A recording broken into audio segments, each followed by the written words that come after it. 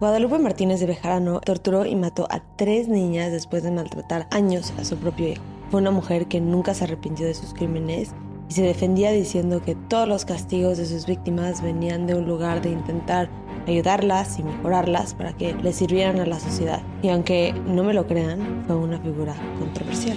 Hola y bienvenidas a un nuevo episodio exclusivo de Y así les mató. Como siempre, yo soy su host Emi y les quiero dar las gracias por estar aquí hoy. Hoy vamos a hablar de un caso que involucra la muerte y tortura de niñas. Por si creen que no pueden escuchar este episodio, les recomiendo que dejen de escuchar aquí y las veo en el próximo.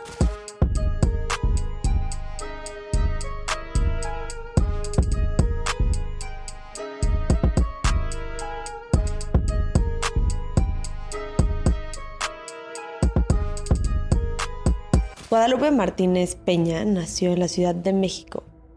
En ese entonces era el Distrito Federal. Sus papás eran Miguel Martínez y Clara Peña. Se casó a los 19 años, el 19 de junio de 1862, con Macario Bejarano, quien tenía 26 años. No hay mucha información acerca de su matrimonio, ni de cómo se conocieron, ni siquiera de la muerte de Macario. Lo único que pude encontrar es que ese mismo año tuvieron a su primer y único hijo, Aurelio Bejarano. Y no sé cuánto tiempo después, ni cómo, pero Macario se murió y no pude encontrar ningún registro ni siquiera de su muerte, ni siquiera de la causa, nada. Pero en todos los periódicos de la época se referían a ella como viuda. También se sabe por cartas que uno de sus vecinos mandó al periódico La Patria que maltrataba a su hijo. En específico, esa carta detallaba un incidente en el cual Aurelio rompió una caja de madera en la que lo encerraba en el jardín. Estaba desnudo y tenía lesiones en todo el cuerpo por azotes que le había dado Bejarano con una cuerda gruesa mojada. Este vecino cuidó de Aurelio cuando lo vio caminando como sin sentido en la calle desnudo y estuvo con él toda la tarde esperando a que su mamá lo fuera a buscar o siquiera se percatara de que su hijo ya no estaba. Pero eso nunca pasó y eventualmente el vecino le dijo a Aurelio que regresara a su casa y le diera una carta a su mamá en la que prácticamente la criticaba por el tratamiento a su hijo y en específico dijo como así no puede estar desnudo en la calle, como qué tipo de madre, ya sabes, pero o sea, fue más como el desnudo en la calle, no fue tanto como oye, no puedes matar a tu hijo de esta manera.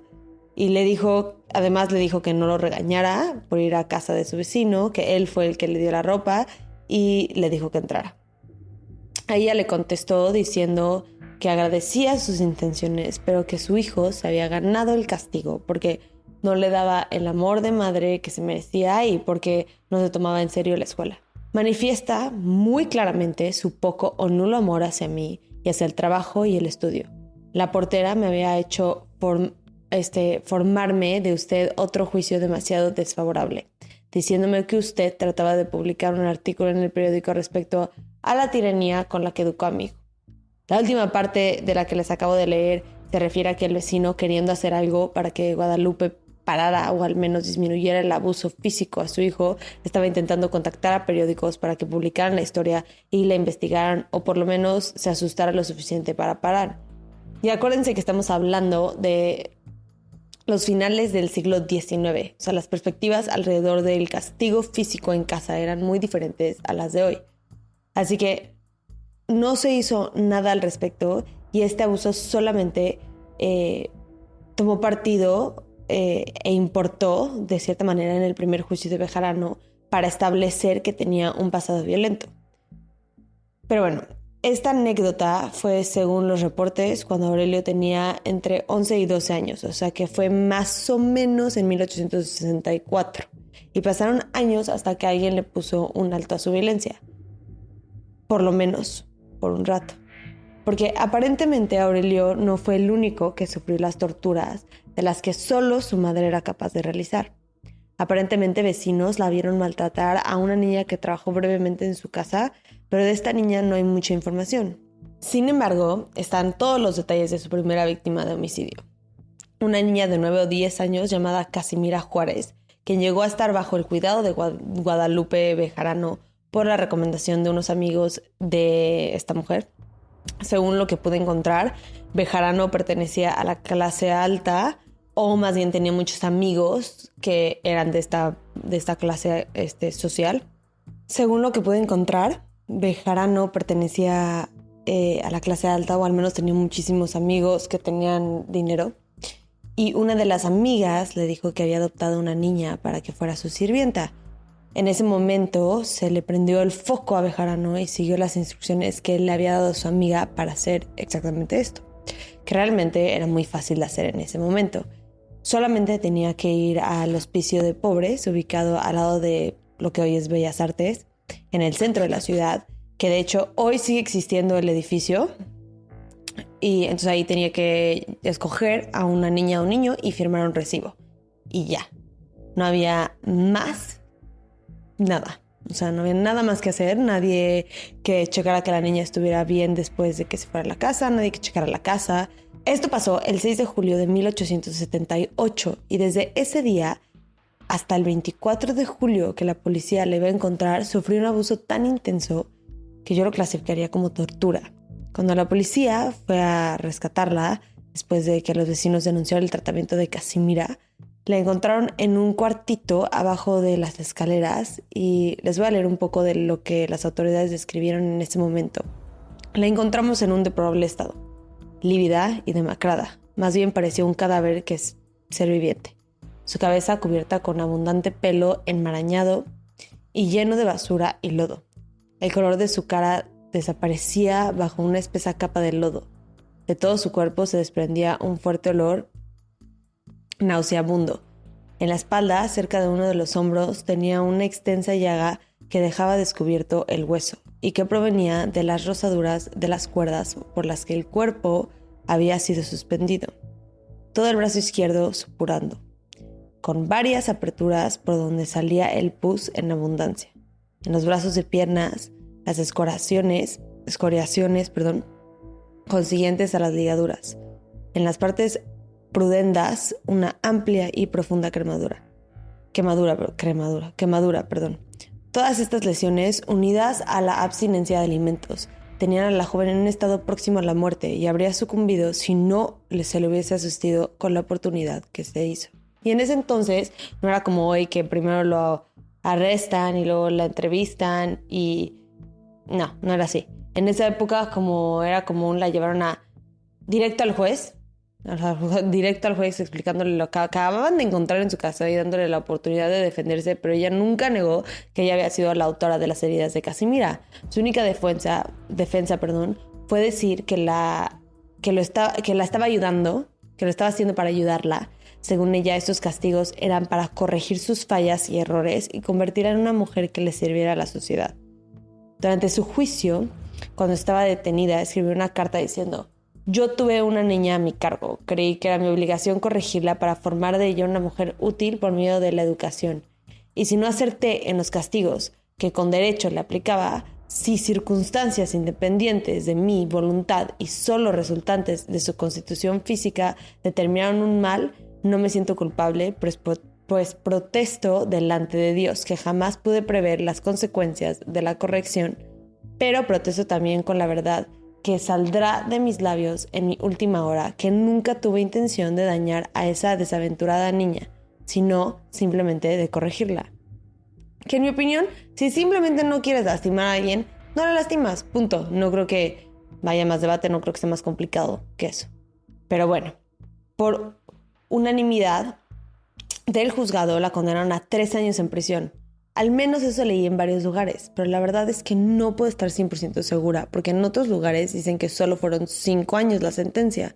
Entonces no estoy segura. Sé que 14 años después de esto vuelve a cometer un homicidio, así que más de 13 años no pudo haber estado en la cárcel. Pero también sé que la condena de su segundo crimen, que fue un doble homicidio, es menor que 13 años. O sea que a mí no me hace tanto sentido que sea más por este homicidio, que le estén dando más años por este homicidio, que por los dos que va a cometer después, ¿no? También puede ser posible que la hayan condenado a 13, pero haya salido después de 5. Entonces, perdón que no les pueda dar la información con tanta seguridad, pero como es un caso de hace más de 130 años, la antigüedad de los registros hacen que de verdad, literalmente casi no existen, y los que hay son pocos. Pero bueno, este caso, como se pueden imaginar, estuvo rodeado de mucha atención mediática en ese momento. Era la primera mujer acusada de un crimen tan cruel como la tortura y asesinato de una niña en esta época y de su clase social. Y los periódicos empezaron a pelear entre ellos, por eso les decía que fue una figura controversial, debatiendo lo cruel que era o no era y cómo la estaban interpretando la competencia. Entonces fue un circo. Aurelio tenía 15 años cuando fue condenada ella por primera vez y se metió al ejército. Pero cuando su mamá salió, volvieron a tener contacto. Para este punto, él ya estaba más grande y su mamá no abusaba de él, al menos físicamente, pero eso no significaba que ella había dejado atrás sus tendencias violentas. Solo significaba que él ya no era el foco que recibía la mayoría de esa tensión violenta, de esos impulsos que ella tenía. También en algún punto, entre su primera condena y el segundo asesinato, Aurelio se casó el 24 de septiembre de 1887 con Ángela Bello, que tenía 25 años. O sea que él ya tenía una vida aparte de su mamá, pero no la había cortado completamente de su vida.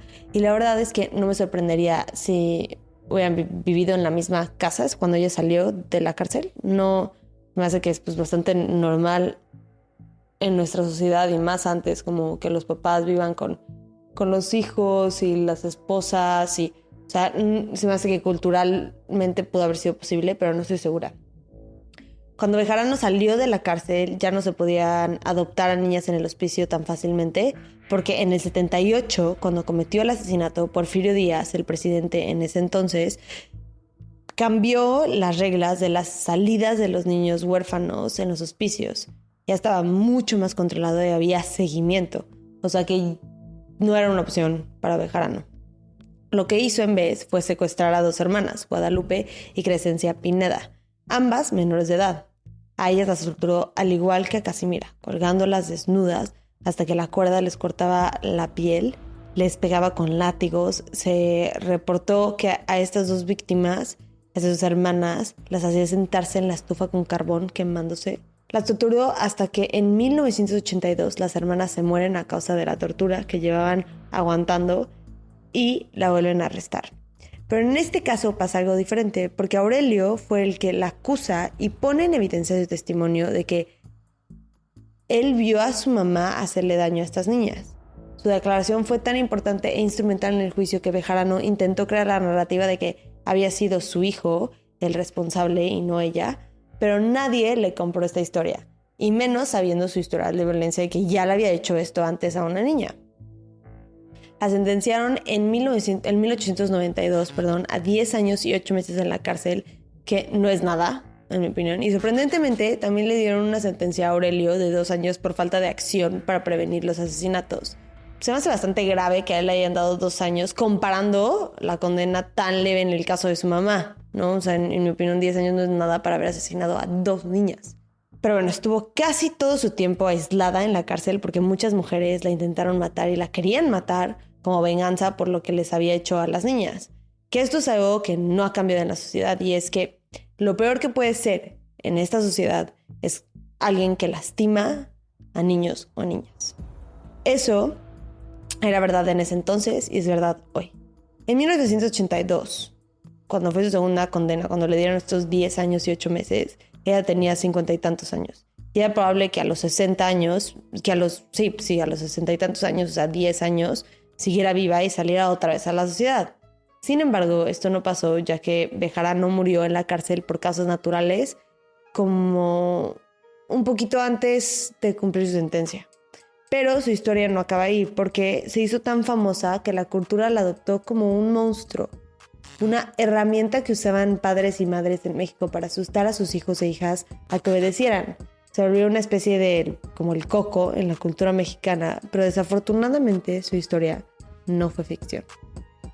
Muchas gracias por escuchar este episodio de Y así les mató en el Patreon. Díganme qué casos quieren escuchar y las veo en el próximo episodio. Bye.